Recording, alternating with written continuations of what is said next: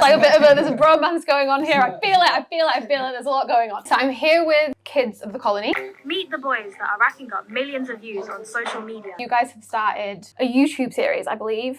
Kids of the Colony, a group of British mates setting out on an adventure of life back. A channel for second generation immigrants to tell our stories and really control the narrative as well. And yeah, tell stories from the countries that we're from. Yeah, that's the gist of it.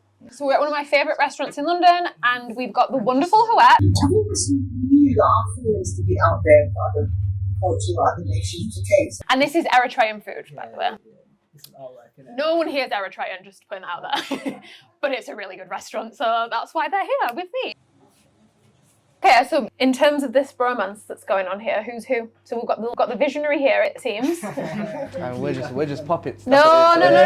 Everybody's got a story. Let's not lie. When I was at uni, these guys would come down to Oxford and it was like, oh, this feels like home again. Because Oxford was such an alien environment. So when these guys would come, stay over the night, trash my uni room. I couldn't get angry because I needed my friends.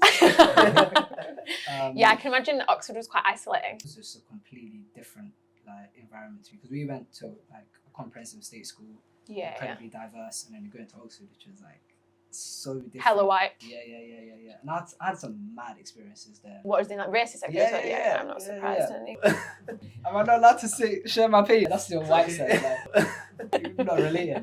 I mean, I guess those institutions uphold what you guys are kind of rejecting through this show anyway, right? It kind of like feeds into that colonial narrative. It's kind of like the myth of meritocracy, isn't it? You feel like you get to these places and you're like, oh, okay, I finally got there. And you're like, what the fuck? How am I still being othered when I got in? Everything broke down. Like, the idea of Kids of the Colony came about one night at our living room at uni. Working class background, first generation to go uni, children of immigrants, Muslim, ethnic. You tick all the boxes. Yeah. Get me on the BBC show, that hit. Diversity quotas filled for the year. So we were just sitting there and we just had a really frank conversation about where we're coming from and where we are now. And in school, we'd always be in competition, you can get the best grades, and it was to get to Oxford. And when we were there, we were just like, you've been fed that kind of fake narrative of what it means to succeed. Literally. And we were about to go get corporate jobs, and I was like, nah, that just doesn't feel right. You don't want to go to like JP Morgan and sell your soul in another way. But we sat there and we're like, yo, are we really gonna sacrifice this whole story for like a 50 grand paycheck? I don't want to get all matrix and no.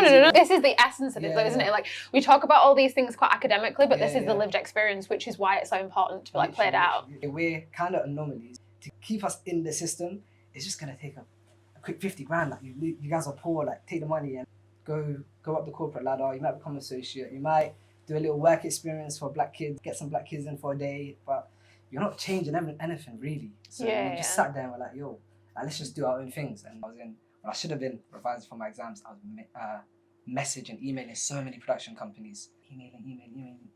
I'd be lucky to even get responses. How many do you think you messaged? 100 plus. I didn't even know that.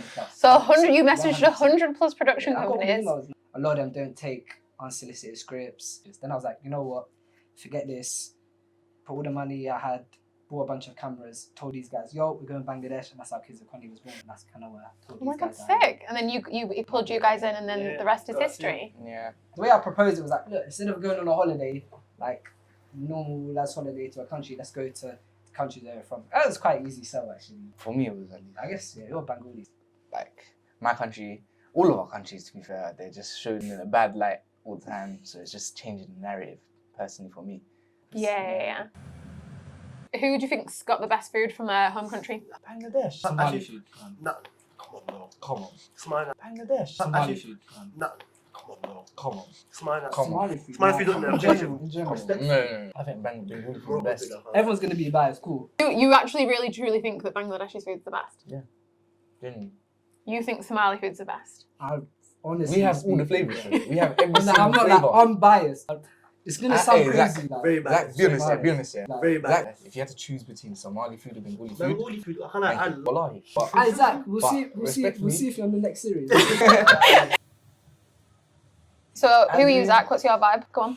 I would say I'm just a clown. A crazy clown. Oh my! You know what I've seen Zach do?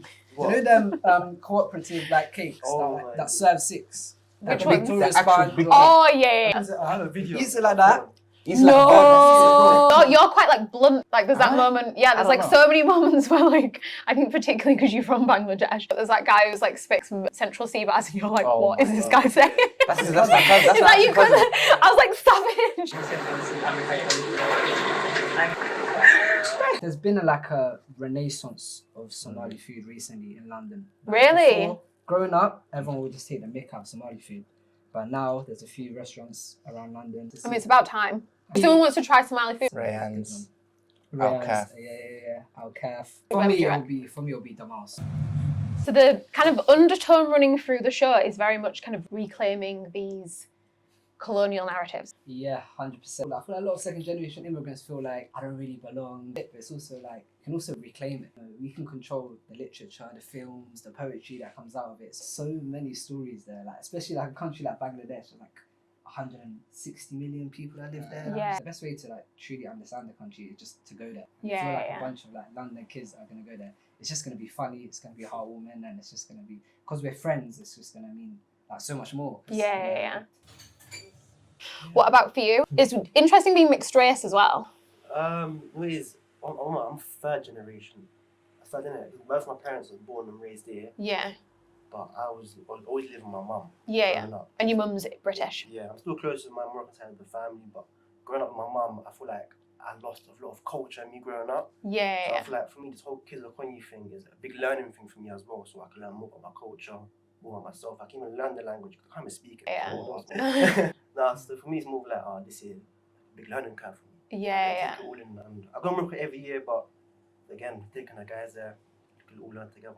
You said you're close to your Moroccan family, but Very like close, yeah. just by living with the British side, it's kind of created that natural distance. Yeah, it created a big effect. Like, I missed out on a lot of, like, you could say, culture stuff. I can't name it specifically, but I just know as a growing up, I missed out on a lot of culture stuff.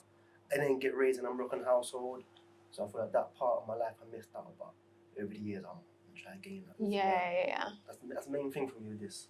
No, I mean, I think that's like kind of the story of like so many mixed race kids as well. I definitely have like really similar sentiments in that sense. Like, I think it does create this like slight like identity crisis. Not a crisis, but there's just a sense of like, it feels a bit corny almost to like tap too into it. Yeah. Like there's like almost like a, I don't know, it's like you try to reclaim it, but you don't know how much. Yeah, it feels quite forced. I remember when I met Zach's uncle. Yeah. Zach's uncle was an artist. But I remember he said something so interesting because he like works with like lots of different rappers and stuff that come to Morocco that might be one in the UK or Europe or whatever. And he's like, whenever they come, they're always wearing the Moroccan phobes as a way to like re-embrace their culture, but they're kind of overcompensating. Because the teenagers there, they're not wearing Moroccan phobes. They're wearing skinny, paint-platted, splattered jeans. Like, it's almost quite patronising as well, isn't it? You're like weirdly patronising yourself wearing like the traditional gowns or thinking that you need to. And then your identity is new. Like that's one thing that people don't forget. Like we're writing our identity now. Like as second generation, we're controlling. Like we're creating the identity almost. And I thought that's what Kids of Konyi is. We're just we're documenting it through funny videos. It's like there's so many other ways you can do it. Like the music that's gonna come out from second generation immigrants. I mean, and that generally that's where like the most beauty comes from, isn't it? From there is different forms of activism, right? Like, it's a form of protest in a sense. Especially, I just want to say, like growing up Somali, it was very difficult because like everyone used to violate Somalis. Like, the series itself like does a lot. I know it doesn't seem like it because we're just a bunch of friends like having fun in Somaliland, but like there's never been like the series we're about to drop is probably like the biggest Somaliland series ever.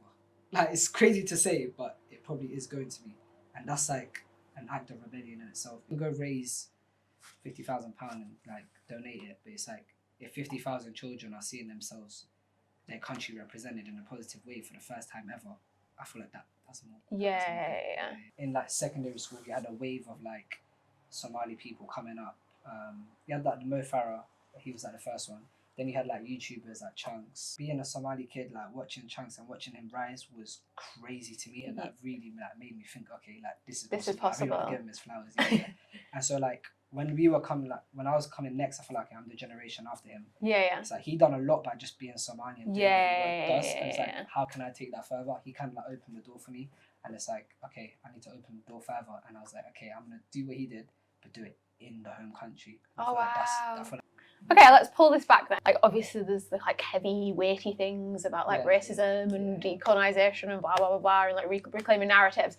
But I mean, not that I'm like washing those off, but I'm just saying, as in like they're these like quite weighty topics. But the essence is like really like running throughout is the fact that you guys are just really fucking good friends. At the core of it, is that it shows about friendship. Went on this like really great trip together and didn't go to like Iron Apple. You went to Bangladesh.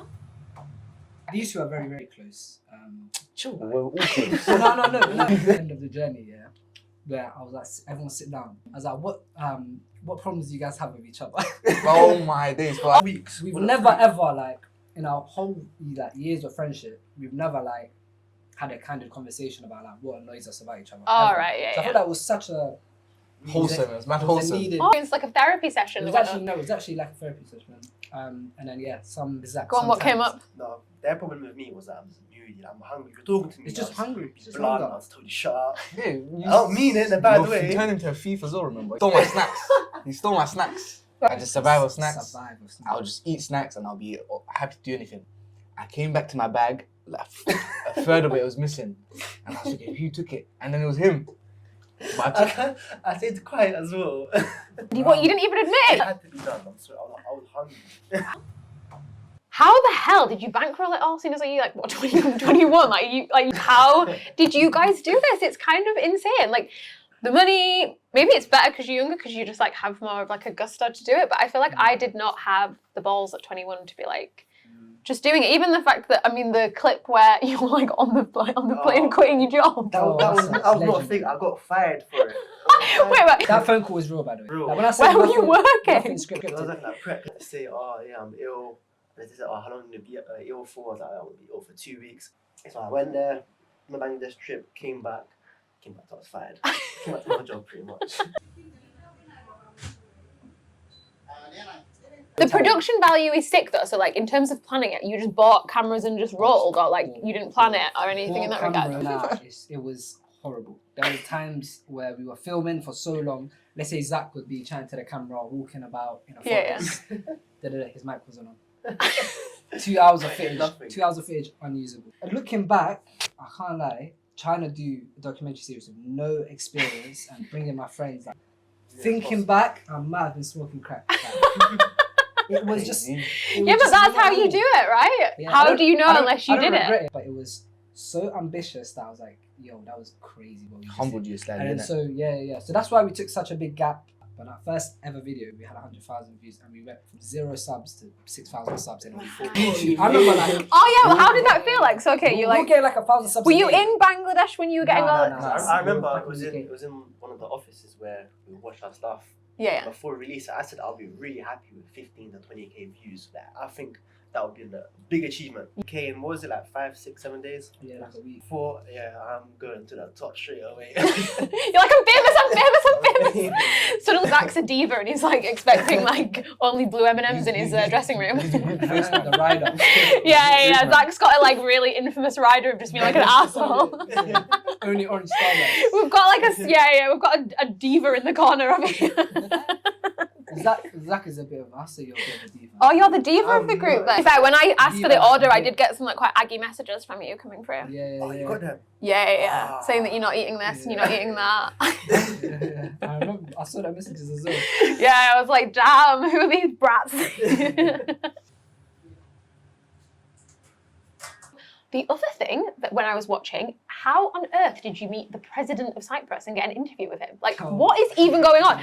I'll be honest, that's a difference between me and you, yeah? When you're an Iron Apple, getting drunk, doing niche, I was up north for the president, making moves.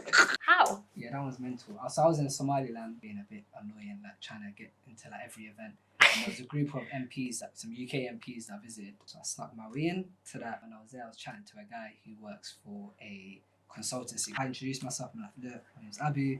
I just graduated from uni. I moved to Somaliland. I'm trying to do documentaries. This is what I do. And I just kind of felt sorry for me, but it's like, I see this kid really doing his thing. I was like, yeah, now we've got this channel. We want to get young people into politics and culture. And he was like, oh, one of my clients is Northern Cyprus. Yeah. Would you like to do a documentary out there? Oh, what? Wow. It was So all it just places as shows well. just kind of, what, the Like Cyprus the one hotel, was the crazy. So it just shows, just put yourself out there then, really. It's almost been like it's like a spiritualness to this, in the sense of like, now you've put it out into like the universe, it's like you feel like you're getting like the right opportunities coming your way, or do you think it's truly just like graft and hard work? I would like to say that, but there's been times where stuff has gone so wrong. So I don't know, like maybe it's just balanced out. Yeah. For example, there was one time where, shall we? I don't want to name them. No, let's do it. Actually, you know what? I told you I want the tea. Give me the tea. Don't name them. Shall I name them? Name drop. My life will backfire. Go on. This is what I mean, bro. In this We industry, need to know. We need to know. Okay, just keep Not involved.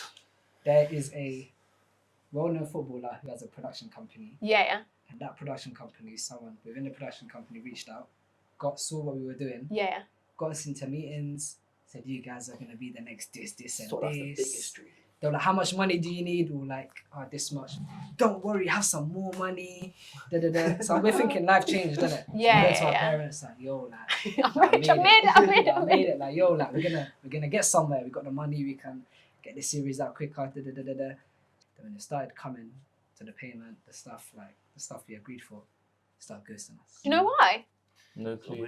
weird guy. I don't know what they were trying to do, because it's like because of that pushed us back by months. I feel like I need some like music. No. Yeah. We need some music. As in what? You've got to do your thing. Yeah, Yeah, you've got to do it now. The one thing we I need the I don't music. 3 words that have to incorporate into the freestyle. Decolonisation. Crazy. Somaliland. Somaliland. Creation. Creation. What? Get it? Look. Kids are not calling you. No.